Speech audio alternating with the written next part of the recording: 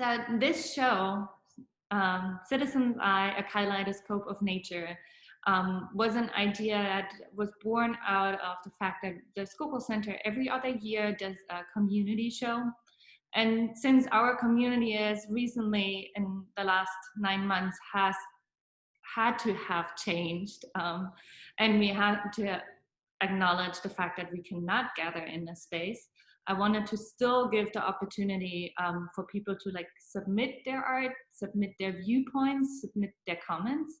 So we came up with Citizens Eye as a way of like collecting perspectives from everybody, perspectives from our community, how they perceived the nature and their environment in the last 9 months.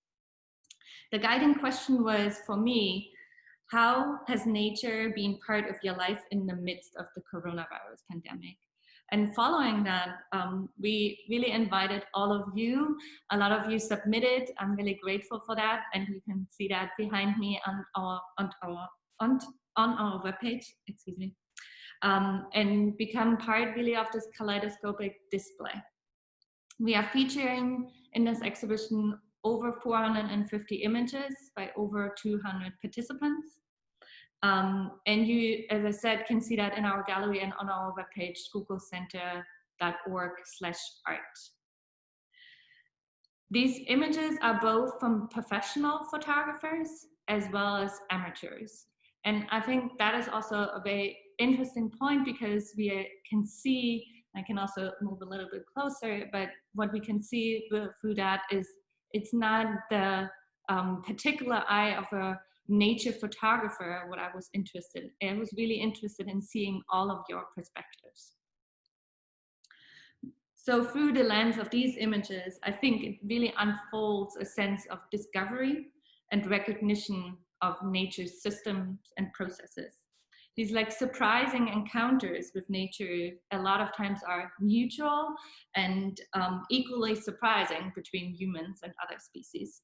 And we a lot of times have nature, when we think about the idea of what nature means to us, we are thinking about big landscapes, rushing rivers, and lush forest. But what nature also means to us, and what I was also interested in that, is the little weed on the sidewalk, the little miracle that happens every day and that we can see every day. So I was fascinated in how one of the participants also put it in the comments, saying the visible and the hidden mysteries. And I think that is like really what another participant said, like what is right now, what is right under our nose. And this is what you can see in this exhibition. So it's a little bit a status quo of life with nature, and both in a very visual sense, but also in a metaphorical sense. So the romantic idea doesn't hold only the beauty of it, but it also holds an acknowledging of dealing with a tragedy we are right now in, with the moment of our time. So it became for a lot of us, I'm quoting here, a healing place, a saving grace, a cathartic experience. And it inspired them to really think about the current moment and how they are dealing with their anxieties. So you will find also in the middle part of this display a little bit almost like a shrine, almost like a way where a place where we can like mourn and think about the people who died in the last couple of months. But then on the other hand, like another participant put it, it's like it is on the one hand the loss, but on the other hand, our strength to survive and to like move forward. How a spider web can hold the weighing down water in their web. So this is like a little bit the metaphor I'm talking about, when nature becomes not only a visual representation, but also a metaphorical force.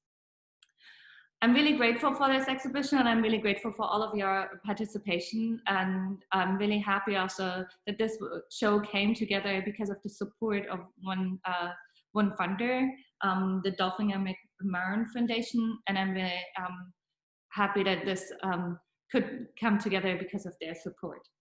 But now I'd like to give over to our first speaker, Lamar Gore. He is the wildlife refugee manager at John Heinz National Wildlife Refuge in Philadelphia. He studied at the Delaware State University in Dover and got a wildlife degree at the University of Massachusetts in Amherst. He's a very keen photographer also, nature photographer, and a lover of the outdoors, as he told me, and he loves to educate people about our beauty and the mysteries of nature. So please check him out also on his webpage, narrowpathphotography.com. And now I invite you, Lamar, to give us a little bit about your ideas, what you saw in these images. Can you unmute yourself? Yes, but I can't share my screen. Good evening. Oh, let me fix that in a moment.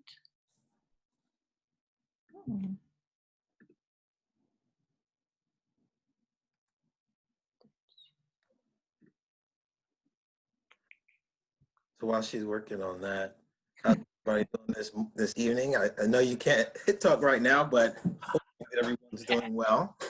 Now you should be able to. Okay, I got it. Let me jump over there.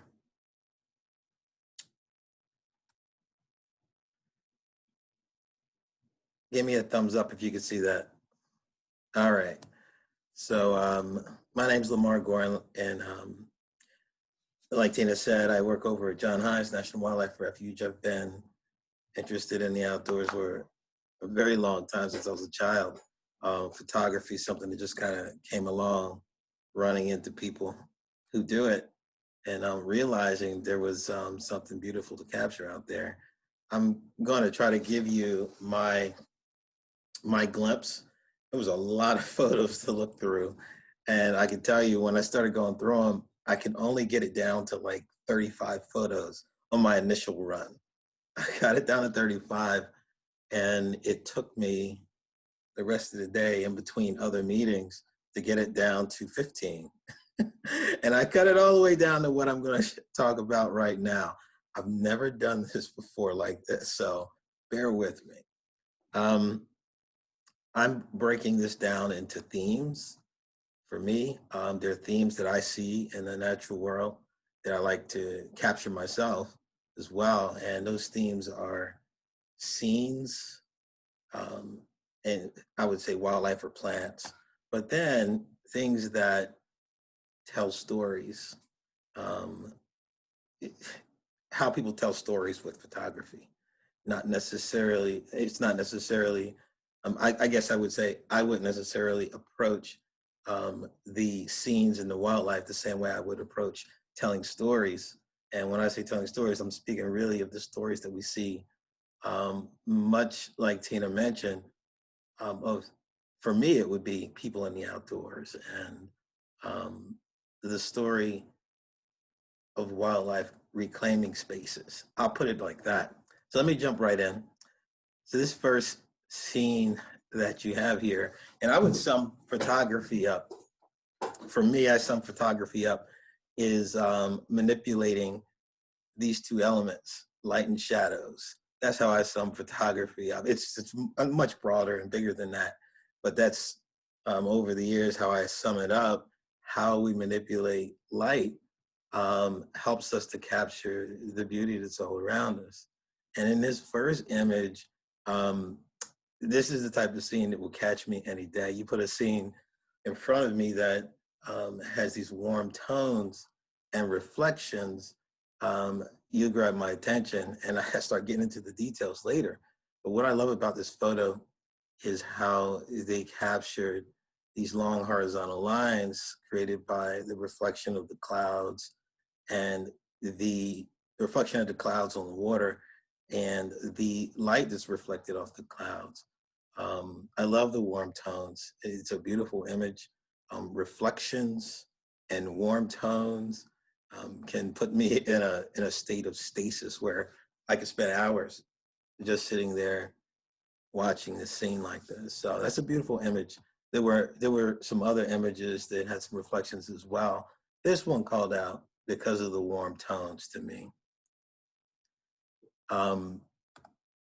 This next group that I have, there's two photos, and this one is, and I put this in the category of water scenes and water conditions, I'll say. These are some of my favorite scenes, and they use the technique in this particular image that I love to use. It's what creates that very cotton looking water. Well, the water kind of looks like cotton pouring over the rocks there. And what you do to create that is you slow down your shutter speed. And I love manipulating that. I love this scene because I love how the rocks are careening around the edge of that waterfall there, and the green up against the rocks and just coming around the waterfall. Love these scenes. I thought that was a great capture. I could also spend hours toying with a scene like this, trying to capture that perfect image. And really close and similar to this for me is this scene. And I fog scenes are, and you don't get them often. You don't get them often. And when you know there's going to be a foggy day, you want to get out there and spend your time trying to create great photos, or at least see beautiful scenery. But seeing fog coming over the water, to me, this is like a mystical scene. I love seeing what looks like something foreboding in the background. Like, you don't know what's there. You've got, as you go deeper into this photo, you're seeing the trees start to fade away. And then you have the water coming out towards the photographer here. Love this scene. I thought the photographer did a great job of capturing this. And there's so much that you could do with a scene like this.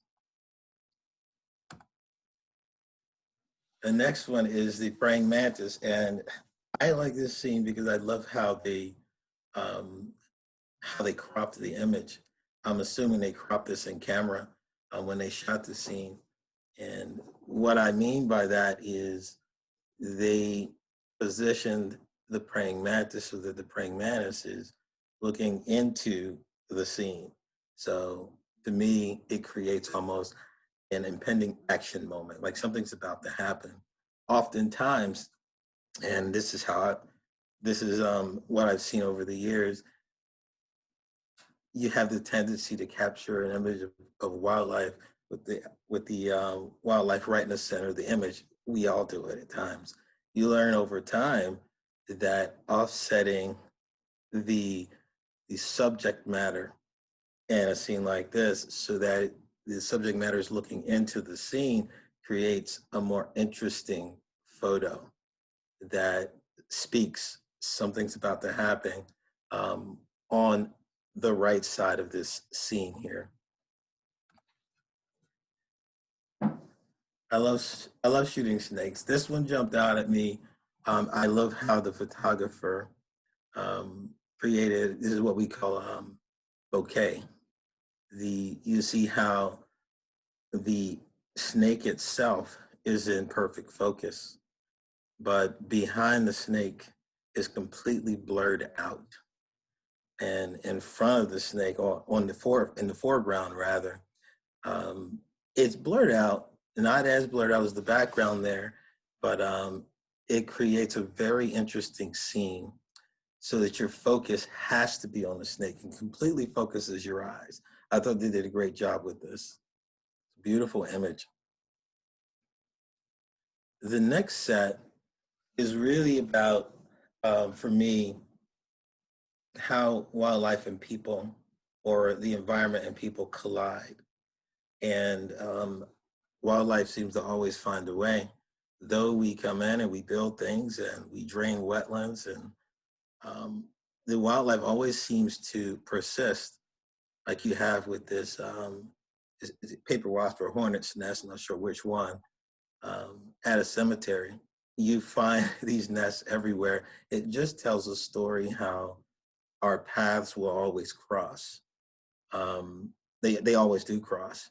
Even when we try to get rid of wildlife, we try to get rid of things that are green and growing in places where we want to be perfect in how we design them with our concrete and our roads and our homes. The wildlife always persists. So that's really why I wanted to draw this image out. I love the images that tell stories like this. It's funny, Tina mentioned this in the beginning. Um, this is a scene that, as a child, I certainly would have looked at this scene as um, this place is completely destroyed. We've designed something some years ago, and now there's vegetation growing all over it. That's how I would have looked at it. Probably even 10 years ago, I probably would have looked at it like that, maybe a little longer ago. But today, I look at this and I look at the cracks in the sidewalk in front of the young lady's feet there, and behind her up against the wall, there's wildlife to be found everywhere in the city. We tend to, in the conservation world, want to draw people out and away. We want to draw them out and away, and I'll even use John Heinz as out and away. It's not too far out and away, but and say that's where wildlife is. The reality is it's all around us. It's in our yards, even in the city where many row homes are. You find wildlife in the cracks in the sidewalk. This is just a glimpse, an image that tells a story and how we can find the natural world all around us, all kinds of insects, birds, and even snakes. Though people don't want them, we even find them there too. The last image is kind of the reverse, and I love this image. As a child, I was petrified of what these two young girls are doing. And I grew up in Trenton, New Jersey, and as a child, um, going out into the forest meant something might happen to me. And that came from the fear of my grandparents and my parents, really, at what someone might do. It wasn't really the critters, it was what someone might do. But the story here is that there's exploration to be had. Kids want to explore. I think we strike fear into kids by the things we say and the things that we have them watching, that it cuts off that exploration nature that they have. This tells the story of how we're connected to the resource. I love these types of images, and it's not really about what's the art of this photo for me. It's capturing and telling the story of how people are connected to wildlife and the outdoor world.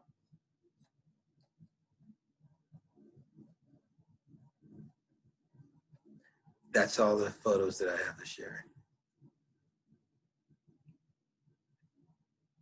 Thank you, Lamar. That was beautiful. Thank you for this great selection. It was a very interesting process of following your thoughts and from your childhood into your current day and like what you are doing in John Heinz. It's very great to see this path. I'd like to introduce now our second speaker, Li Sumpter. Li Sumpter is a PhD. She is a mythologist, educator, social practice artist who employs mystic, literacy, and eco-conscious design as modes of creative resistance and community empowerment. This is how she describes herself. Li also received an 2017, she was the inaugural lead artist in residence for a creative collaboration project, Urban Ecology Arts Exchange at Harvard College in Philadelphia. Li also serves as the Director of Community Readiness and Resilience at the North Philly Peace Park in Northeast Philadelphia. And she teaches at Moore College of Art and Design and other universities around the city. She received her MA in Arts and Humanities Education from the NYU and a PhD in mythological studies and depth ecology from Pacifica Graduate Institute in 2014. You can check her out on her webpage, also at lisumpter.com. Welcome, Li, and thank you for joining us tonight. And I'm really looking forward to hearing your thoughts on these images.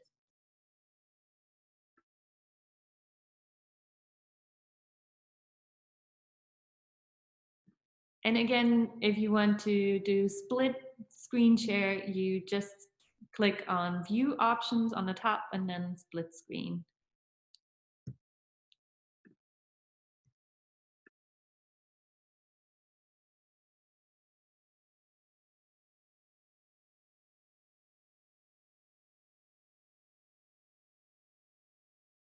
Are you able to unmute yourself, Li?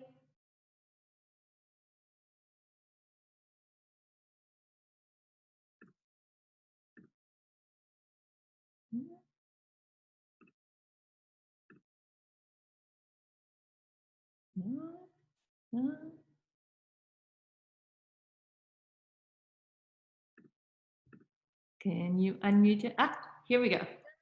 It said, yeah, I wasn't given access to unmute. You guys got running a tight ship over here. So I'm gonna share my screen. Did you give me access to share my screen too? Yeah? Yes, you're already sharing. Okay, great.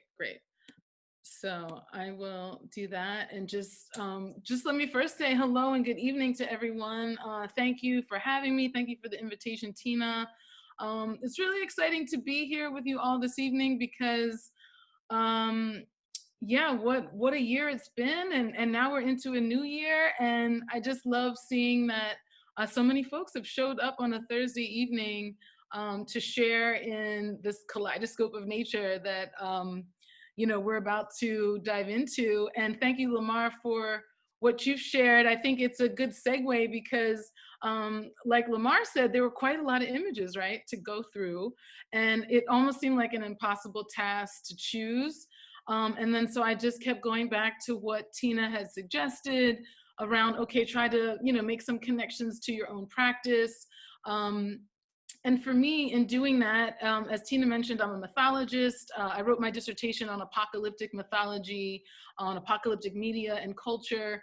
And so I look for the patterns of birth, death, and rebirth and just about everything around me, And a lot of times when I talk to my students about it or give lectures about apocalypse, and of course, this moment that we've been living through resonates very much with that.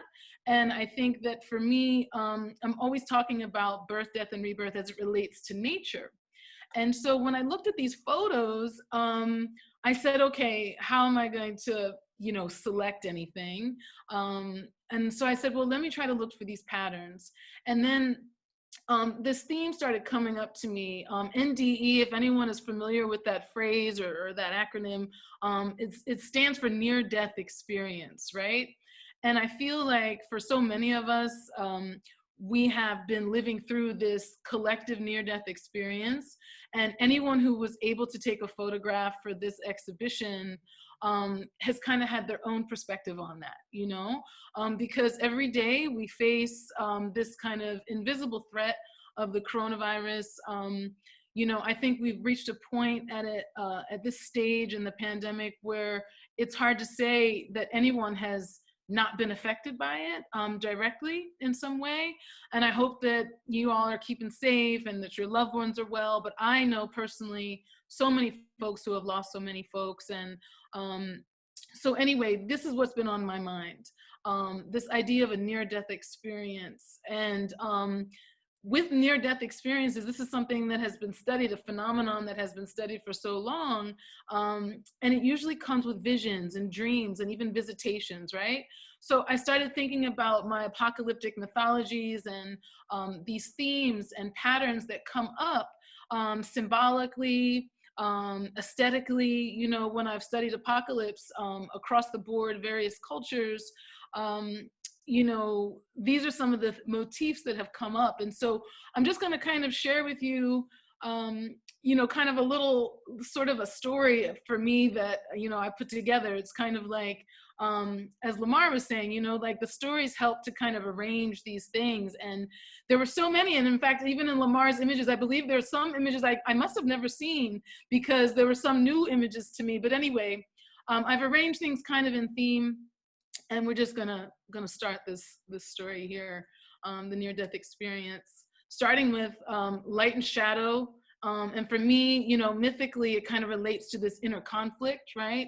Not always about good and evil and like binaries like that, but it could also just be this existential balance that we often see in nature. And so this is one of the images that stuck out to me, just in terms of just the black and white, the monochromatic, the light and shadow just really stand out in this image. And I'm not going to spend a lot of time on all the images because I've grouped them and I have about 30 to get through, and I know we've got another speaker, so I want to respect time here. But if you can see, what I loved is this bridge in the distance, you know? And a lot of these images overlap in terms of the themes, but there was something just so powerful about the reflection, about the mirrored images, but then also about this light and shadow. Same thing with this image here, in a similar way. The light and the shadow, the trees. And I love, there's something about the trees at this time of year when they've lost their leaves, and you can truly see the fractal images that they embody, you know? Here's another one, another black and white image. And there's just so many that kind of connect. And again, I don't even know, I apologize, I don't know the photographers' names, pardon me, that are connected to these images. That's probably a good thing. I really didn't have a chance to, I just was looking at the images. So I'd love to also know the faces behind these images at some point. This is another one. I love this, just the kind of, it almost reminded me of like a zebra's back, you know, this, you know, it was just something about the way the light and shadow was working in this image. And same thing here, the kind of, the bands of shadow and light that are mirrored on the ground, as well as in the silhouettes of the trees and the sun peering through. And then you kind of move through, right? Like I'm thinking about this journey, pardon me. And so the sunset has been kind of like a euphemism for death, you know, and dying. Like when you think of an organization in their sunset, or a person in the sunset of their life, you read an obituary at sunrise and sunset, you know? So I think about transformation and transition in that way. And so again, here are these trees, but for me, I believe this image might even have been labeled sunset. That's why I knew this was an image that was taken at that time. But I just love this tree. For some reason, this tree was speaking to me, and the kind of the hues, the warm hues of it, you can feel it still being touched by the sun, and the few leaves that are just still hanging on at the very end, really, I felt said something, you know, and how the colors match, the trees in the back and the grass, and you can understand that this is definitely a sunset moment. Another one here. Just the colors. I also live on a high floor here in Philly, and so I see the trees. I'm like in the trees, and I love it. So trees have been my friend. I also live alone, so this isolation period has been really, really tough. And so watching the trees, understanding that they're going through this birth, death, and rebirth, and that I myself, you know, I will get out of this pandemic. I will be born again on the other side of this mess. Another sunset image here. I love the ocean. I long to be near the shore. This was really such a quiet and serene moment that, again, when you think of a near-death experience and what has been reported from folks who are reaching that part of their journey, the shores are always a place where, you know, that kind of end-of-life moment can be experienced and can be imagined.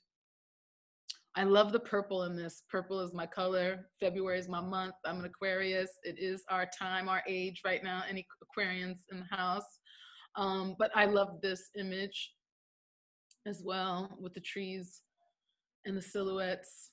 And this one here was just so mysterious, and I just felt like this was going to be the one to end this this kind of phase of the journey.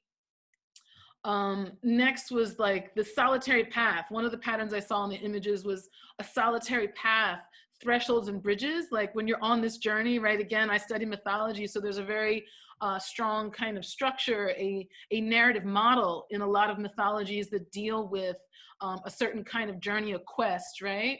And isn't life a quest journey for all of us? And so I think about that in this like lonely boat without, you can imagine that, I don't know, the view of the photographer, maybe they're on their way to board this boat. But I love the horizon, you know what I mean? It reminded me of movies like What Dreams May Come, and if that's the old Robin Williams film.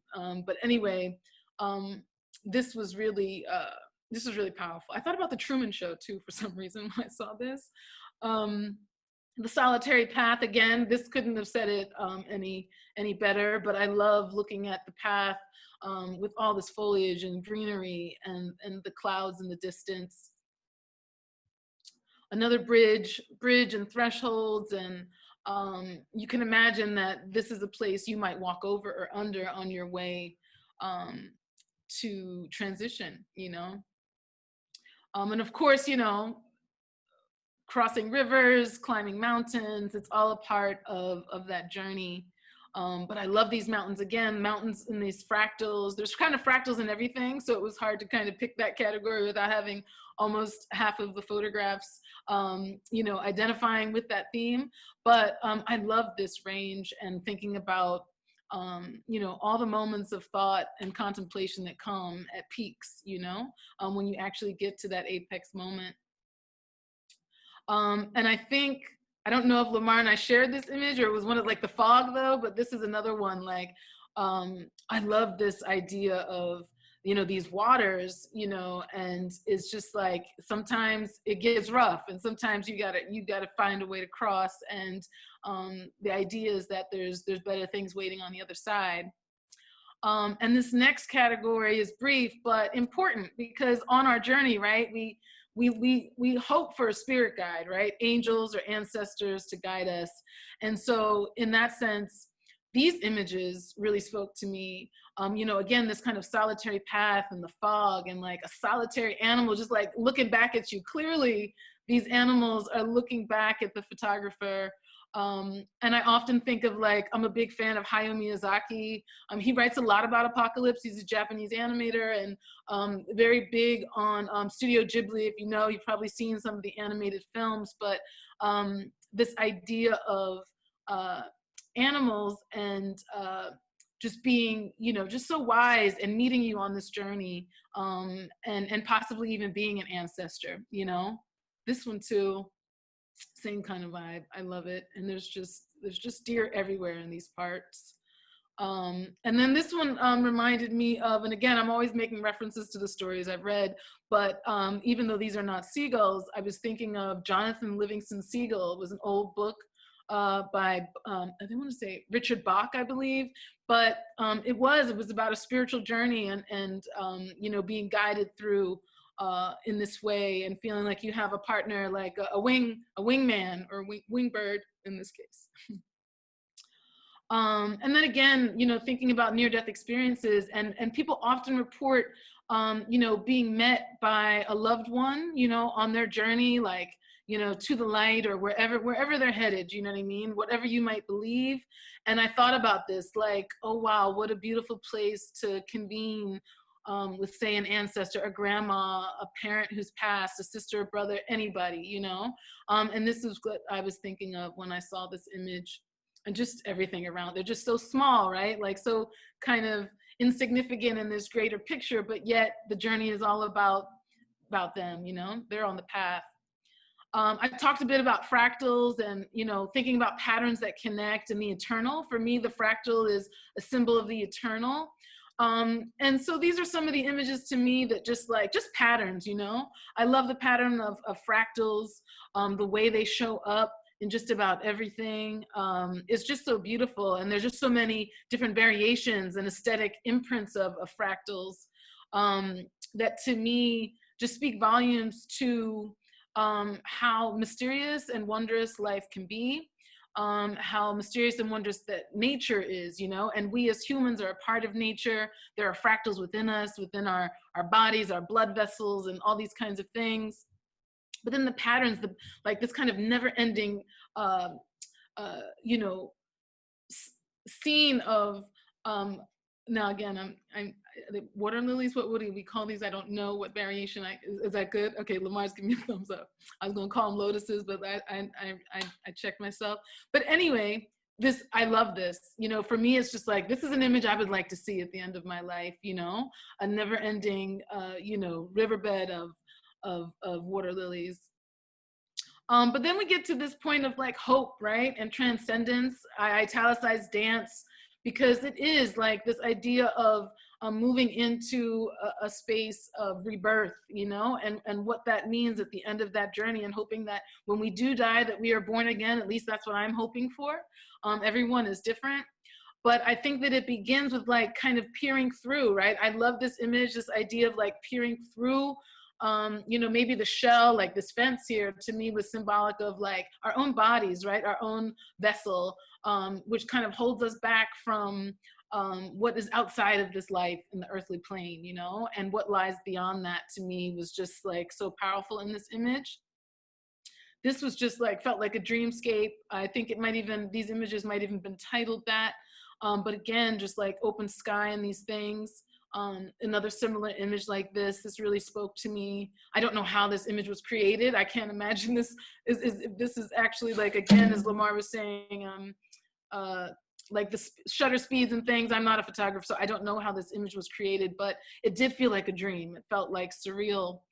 And again, I think we had a similar image, right, Lamar? We was on point with this, but like this one spoke to me too, about the warm colors and just feeling like this place, you know, that like on the way to hope and you know, transcendence. And this one here, like I loved this image. It felt like a dance. It felt like if I was on the solitary path, you know, sometimes it feels lonely, but then there's also something very buoyant, very liberating about it, very free and joyous, that can come from being on your own path, especially when you know where you're going and then you know that you're safe and protected and on the way to something good, something better. And this is my last image because I love the sky and clouds. I'm afraid of heights, actually, but at the same time, I would never skydive or anything like that. But I do love cloud gazing, and it's one of my favorite things to do. And this just seemed like the hues. It almost reminded me of a nebula because I love looking at the cosmos, and nebulas like that are of this like kind of very pastel pinks and purples and blues. And so this is definitely an image I would like to see at the end of my life on the way to, you know, whatever comes next. So that's my story. Thank you so much, Li. That was beautiful. A beautiful journey through your thinking and maybe bucket list wish. I don't know if you want to call it that way.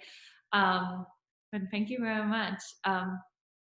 I'd like to now introduce you to our last speaker, CJ Walsh. CJ is a designer and artist, and he is actually currently our environmental art intern. Thank you so much, CJ.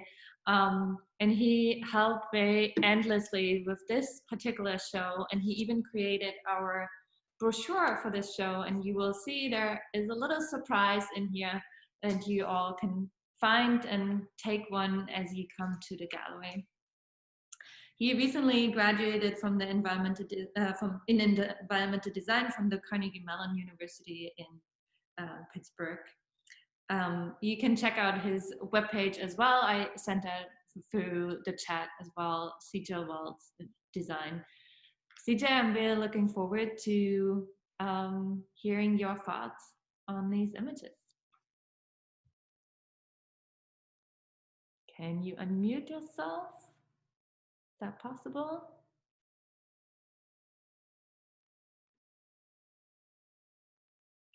Can you give me a heads up if you can do that?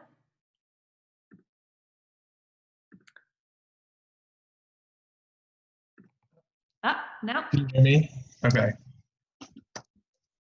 Thanks, Tina, and thank you to Lamar and Lee. Those were really great talks and thoughts on the gallery.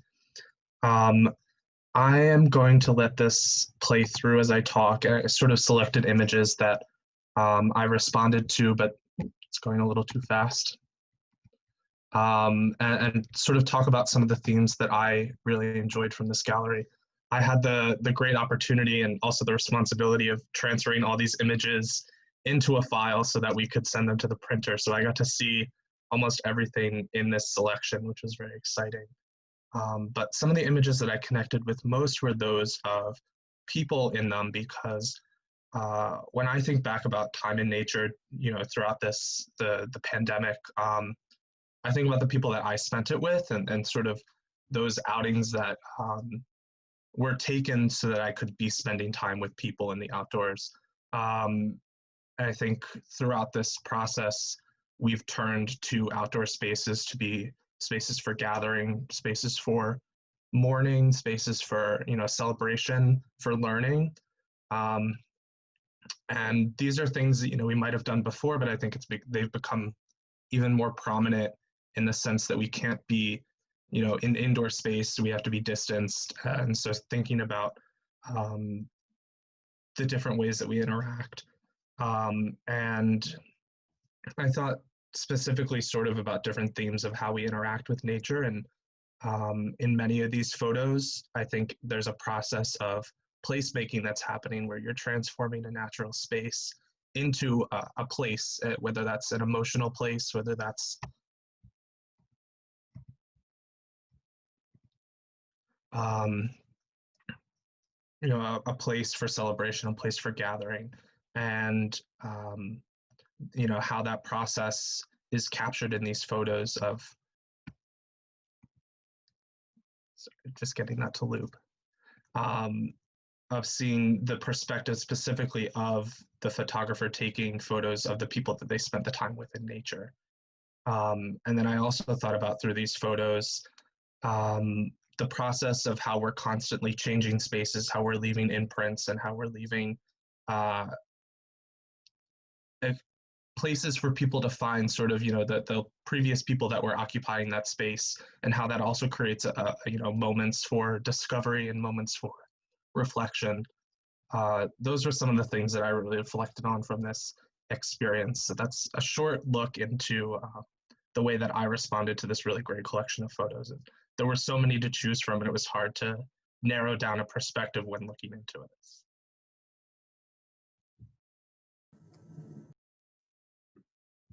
Thank you, CJ, for sharing these thoughts.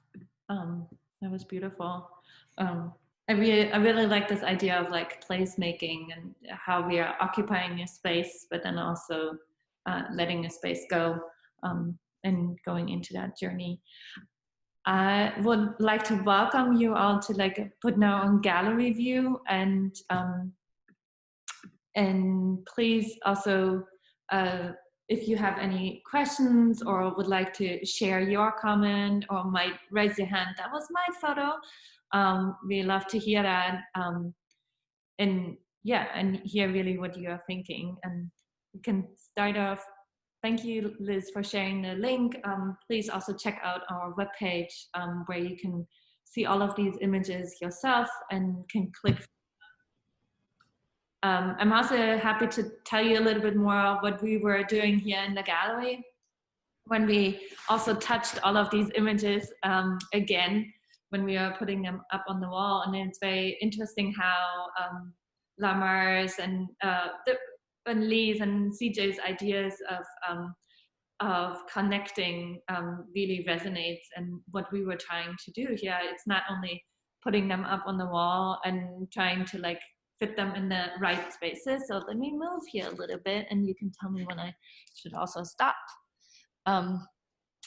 But what we were trying to do is in the way we were trying to like bring it together in a way how people are moving also through space. So you will see here in the center, we tried to like put together images that have to do with our present moment.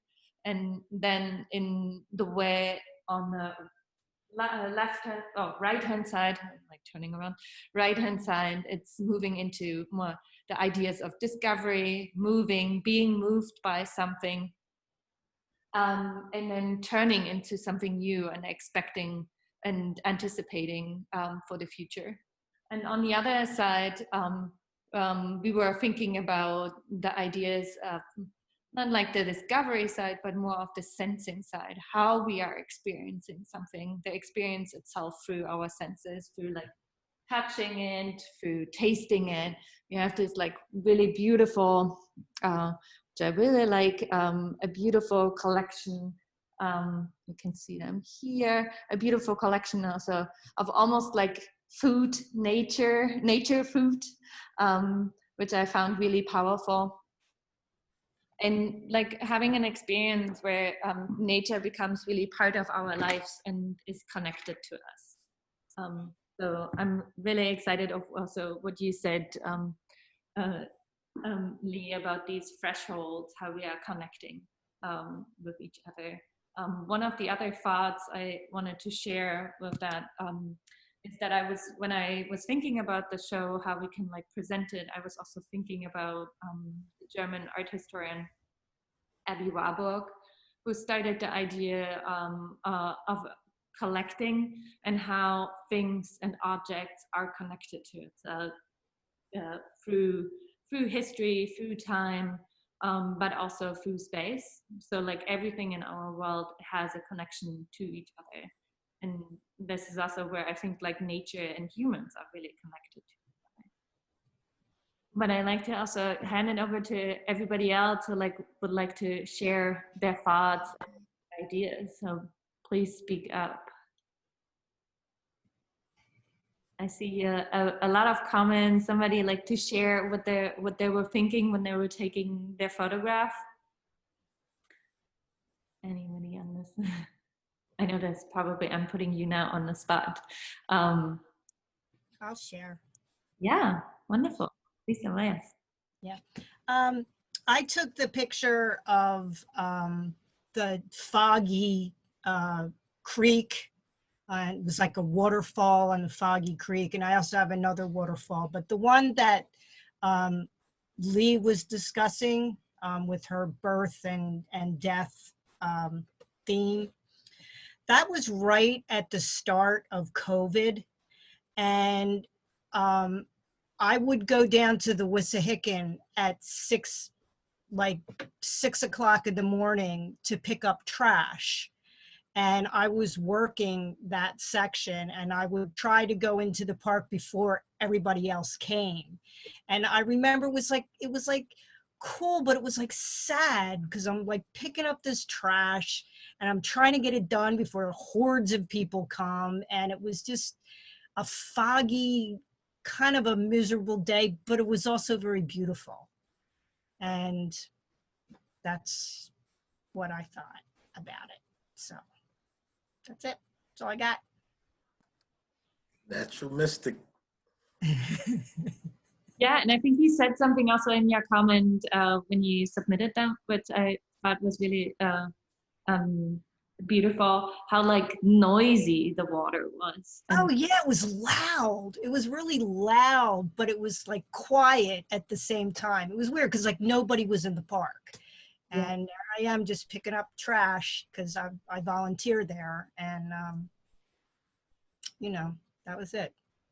So yeah, I like to look at that. Of like how we are hearing nature. It's not only the waterfall, and it's probably also not only the birds. We can almost hear how the flower is blooming, how like something is like hiding on the bushes. I think like this kind of image also resonated a lot with me. Thank you. Somebody else would like to share what they were thinking when they took their picture.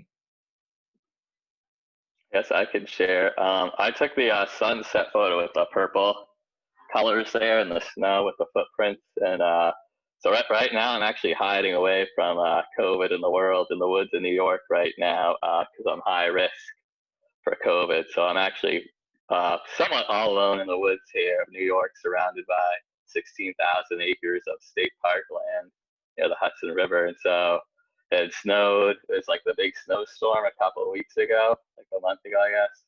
And I was out hiking, and I realized it was taking a lot longer to get back because of the snow. It was like taking much longer, and the sun was starting to set. And I was coming along the lake that's near right where I live, and I saw like the moon was up and the sun was setting with all those colors in the water. So I was trying to capture like the moon, the water, and the colors. I was also trying to capture like the snow and just having just like the few footprints in it, because like no one else is in this area. So those are like my footprints, and like it's really interesting. Like when I was out hiking, you could see so many animal trails, which I also captured that day. Like everywhere there are animal trails because there's no one out in this area. And so just trying to capture like kind of the isolation, like they're my footprints, but also like capturing like the change of like lighting, and also like the moon, like the change right there. You see the sun coming down, the moon coming up, so like transitioning going on, and just all the different colors. And like, yeah, just trying to capture that one moment on my way back, hurrying back before it's totally dark because I don't have a light. Thank you for sharing that. I think that was also very great to see this photo. And we have like so many sunset photos, and that's really interesting how we are drawn to that, how we are drawn to this idea of light. That's really great. Somebody else would like to share their thoughts at the end, a last one, if somebody is willing to. Please speak up. I'll share. My photo is a sunset at Higbee Beach. It wasn't one of the ones they were talking about. It's important to me because that was the first time I was out of quarantine since March. So that was taken in the summertime. I had gotten sick at the beginning of COVID, and I thought I was going to die actually, but 6 months later, friends of mine were kind enough to come and get me and take me outside for the first time, and they took me to the beach to see the ocean. I still have a hard time breathing, I'm sorry. So for me to just be at the ocean, even though it's on the bay side with friends, I do have a lot of photos of them that I took, but I don't normally share photos of other people unless they want me to or whatever. But yeah, so that's why that photo is important to me, because for me, I thought that was going to be that was the first time in 6 months, and I thought it would be the last time I would see the beach. But now I'm like, hey, so I'll go back again. So thank you very much for doing this. I really appreciate it. We're glad you made it, and we're glad you're here. Yep. Thank you all. Yeah, same from us. Thank you for sharing also these like words about your image. Yeah, and it's really powerful. And I would like to leave you all with these great stories, and there are a lot more behind all of these pictures, and please explore them on our webpage and in our gallery. I'm really excited to also hear what you are thinking. We have a digital guest book where you can like safely from home or safely on your phone when you're in our gallery or outside, write us a comment or a thought, a question, whatever you like. And please share with us your thinking. We are really excited to hear that. We will also share more of these images on our Instagram account, on our Facebook account. So please stay tuned for that. And I see in the chat there's a little bit discussion about maybe doing some printing of these photos or selection in some way or another. Please stay tuned. We are thinking about things. This is such a great resonance, and would love to keep the conversation going. Yeah. Again, I would like to thank you all for joining me tonight, but also especially for sending in all of your images. That means a lot. Also sharing these like very personal perspectives. It's something very powerful, and we are grateful for that. As I said, please stay in touch with us through our social media on our webpage, or shoot us just an email. We're excited to welcome you also here in this space. And now I can only say good night and stay safe, and see you soon again. Bye. Thank you. Thank you. Bye. Bye-bye.